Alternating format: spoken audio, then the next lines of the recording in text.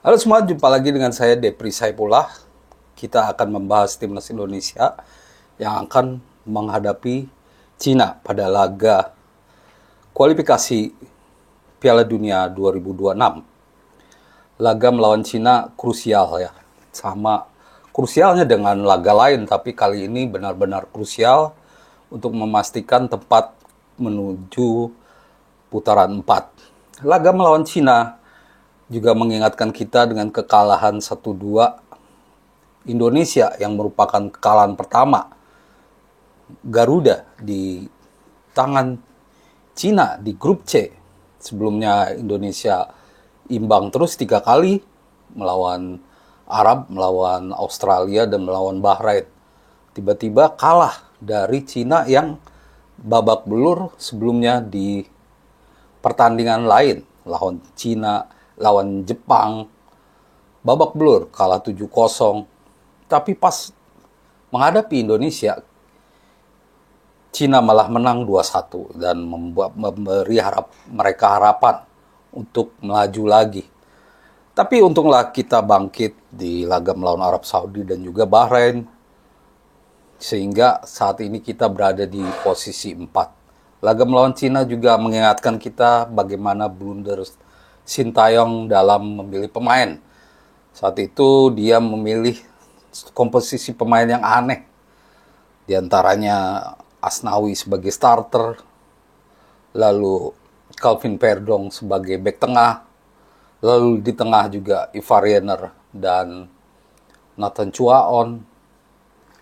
Cukup aneh lah, banyak kesalahan yang menuai banyak kritikan saat itu. Dan itu tidak boleh terjadi lagi, dan kebetulan pelatihnya berganti dan pemainnya juga bertambah. Di laga nanti saya memprediksi ada 3 pemain yang bakal jadi penentu untuk timnas Indonesia. Siapa saja? Mari kita kupas satu persatu. Yang pertama yaitu Emil Audero. Mengapa jadi penentu? Karena ini adalah debut Emil Audero, kiper Palermo yang dinaturalisasi timnas Indonesia cukup telat. Padahal dia udah dikaitkan dengan Indonesia cukup lama, mungkin 10 tahunan ada. Tapi baru sekarang dia main. Emil juga mendapatkan debut karena Martin Paes akumulasi kartu. Jadi kebetulan lah dia mendapatkan kesempatan untuk main. Dan ini menjadi pertaruhan bagi Emil Audero untuk menunjukkan kekuatannya, untuk menunjukkan kehebatannya di bawah mistar gawang Indonesia. Dan karena bakal jadi penentu, maka harus tampil baik, jangan sampai blunder atau jangan sampai melakukan kesalahan. Dan ini menjadi pertunjukan yang menarik untuk Emil Audero. Dia harus menunjukkan segalanya agar bahkan mungkin bisa jadi nomor 1 di timnas Indonesia untuk posisi kiper. Lalu pemain nomor 2 yang akan menjadi penentu yaitu Joy Pelupessy. Ini menarik, seperti yang saya bilang sebelumnya di uraian sebelum ini, bahwa timnas Indonesia ngaco saat melawan timnas Cina. Saat itu Sintayong benar-benar ngaco memilih pemain. Tom Haye dicadangkan, Rizky Ridho dicadangkan. Benar-benar ngaco, dan konon inilah yang menyebabkan awal mulanya keretakan Sintayong dengan PSSI. Dan kita tidak tahu fakta sebenarnya, tapi ya sudah muncul, itu masa lalu. Yang penting sekarang harus berbeda. Dan kalau melihat dari laga melawan Bahrain, Joy Pelupessy akan memegang peranan penting. Dan kabarnya Cina akan tetap menggunakan strategi menunggu ya, walaupun mereka ngebet dapat poin, tapi mereka juga sepertinya akan mengulangi strategi saat main di kandang lalu. Mereka menunggu kesalahan timnas Indonesia dan baru melakukan serangan balik. Di sinilah peran kunci seorang Joy Pelupessy.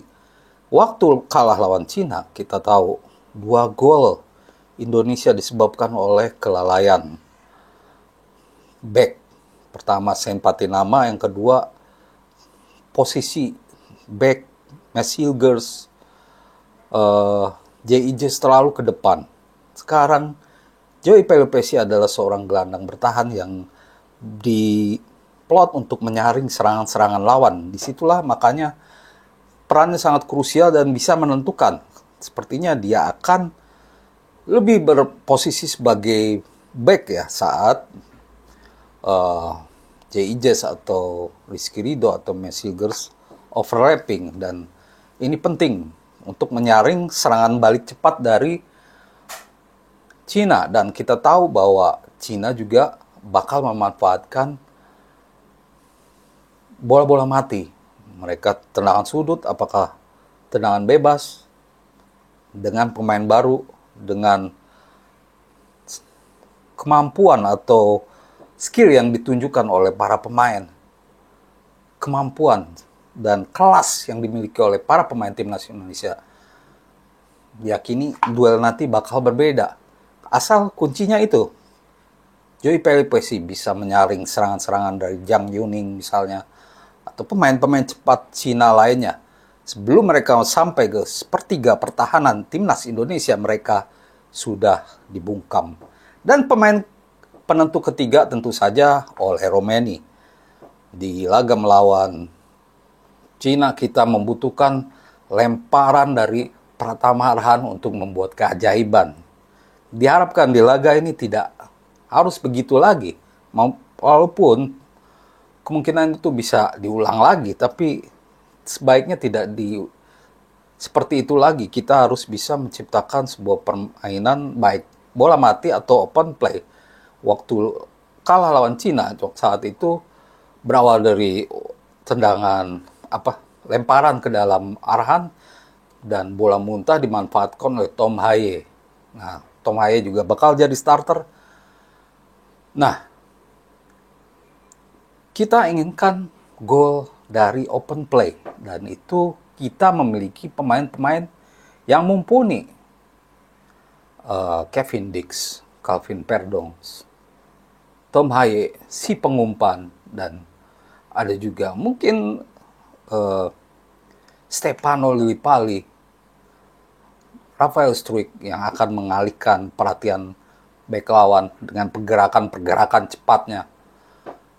Nah, disitulah waktu kita melawan Australia, peran itu dipegang oleh Ragnar, dan Tom Haye melakukan assist saat lawan Bahrain ya. Maksudnya serangan dimulai dari Tom Haye menuju Marcelino, walaupun Marcelino yang memberi assist.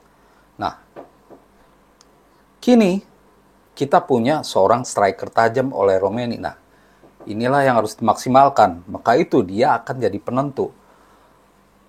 Karena sudah mencetak 2 gol di 2 laga, saya memiliki keyakinan bahwa oleh Romeni juga akan mendapatkan peluang.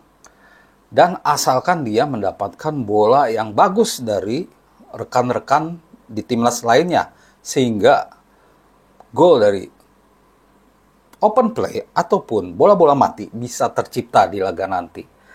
Nah, itulah kira-kira gambaran 3 pemain yang akan menjadi penentu di laga timnas Indonesia melawan China. Teman-teman bisa kasih komentar di bawah bagaimana pilihan teman-teman. Tapi begitulah kira-kira, karena 3 pemain ini sepertinya bakal menjadi pemain inti. Kita juga akan menunggu apakah Beckham Putra akan mendapatkan tempat atau bagaimana. Kita tunggu pertandingannya. Terima kasih atas perhatiannya teman-teman, dan salam olahraga.